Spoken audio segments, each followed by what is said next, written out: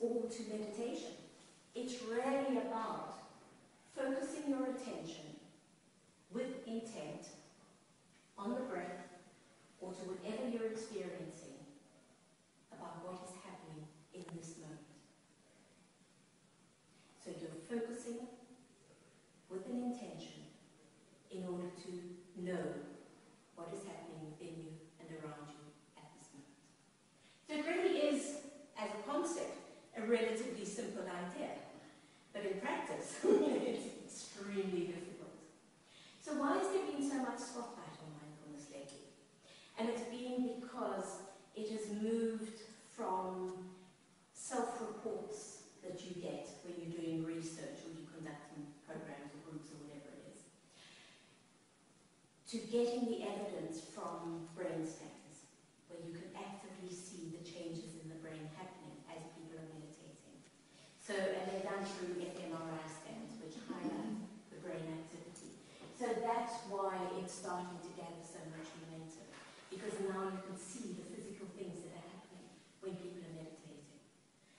And that always becomes very exciting for people when they can have that kind of evidence. We've been through some of the models. Now, the research that there's been has looked very much at things like stress, anxiety, depression, mood, general well-being. It's used in the fields of addictions, it's used in relationship fields, it's used with empathy, trying to develop empathy and compassion for people. So, you know, what they have is they're trying to harness that energy and bring it in. That's with emotional, psychological energy, as well as the breathing, to help people, I suppose, use what they have and develop more of it, as well as develop extra things. Because it's all in there. We start off as children being very mindful. And watching a child look at something on the floor, or study, you know, dissect a flower, or whatever it is. Children are mindful. We are spontaneously mindful. But as we go through life, oh, come on, get a move on. Get going. We're in a rush. We have to be there at such and such a time.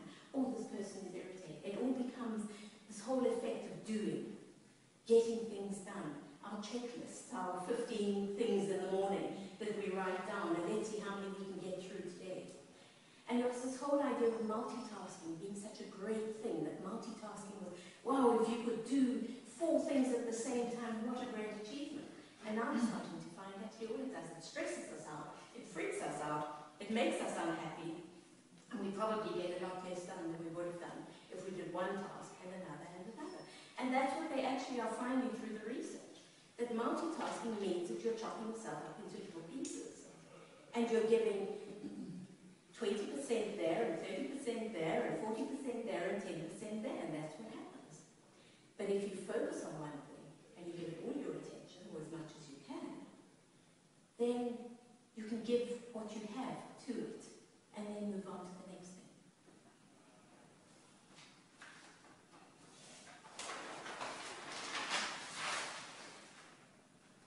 Some of the medical conditions, I mean, things like mindfulness, yoga, it's all been, a lot of it has come from the idea of well-being, this feeling that it can enhance your well-being, it can enhance your state of being. It can also help us with things like pain.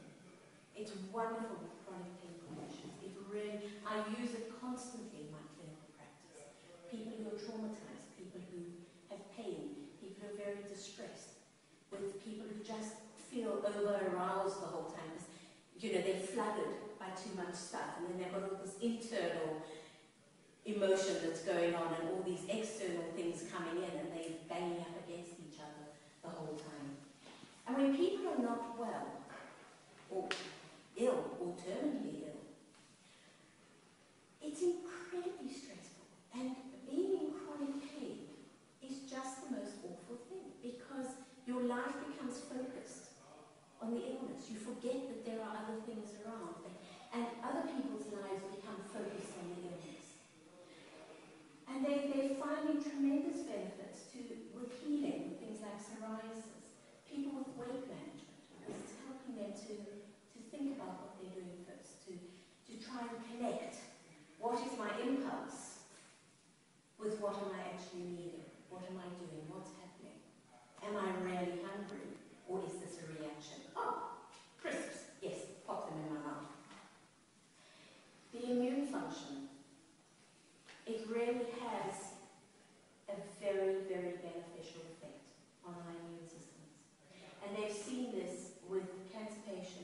well as with people with HIV.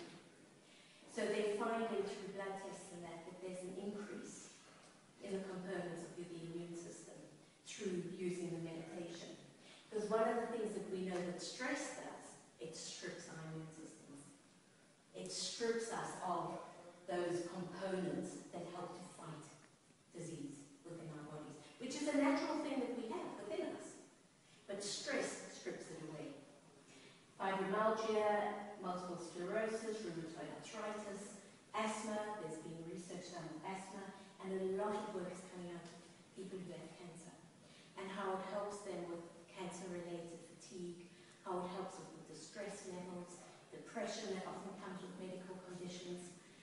So there's been quite a lot of emphasis on the cancer side. Now, again, how does it work in the brain? What does it do? Some of the areas, and I'll just very briefly, it increases the grey matter in some areas of the brain. So some of the brain will have that much, and by doing meditation you don't get a slightly bigger volume in the brain. With things like the insula, which is where you're going to have thoughts and emotions. That's one of the areas. Now with the brain we need to be careful because a lot of the areas of the brain kind of interlink, and we tend to say, oh, that's the only area of where things happen, but it's not. We often have offshoots of it. But the hippocampus is one area that is extremely important. And the reason the hippocampus is so important is that it helps us to process experiences. It helps us to put, in a way, language, vocabulary, ideas, concepts into a place. And by putting them into a place, it can then go into memory and be stored in a way that makes sense.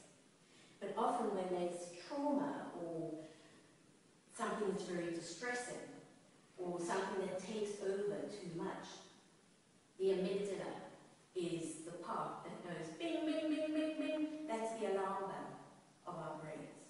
That's the flight and fight trigger.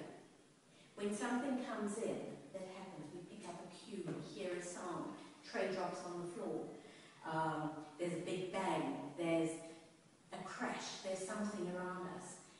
The alarm bell goes off and it says, get ready, there's something that's happened. You need to be ready. And what it does, and I'll come back to that now, is the amygdala is that alarm bell. But when we're overstressed, we get oversensitive to this alarm bell. And meditation helps to lower the arousal of the alarm bell so that we get it to be a bit more appropriate rather than triggering up the whole time. And it helps with memory and reaction time.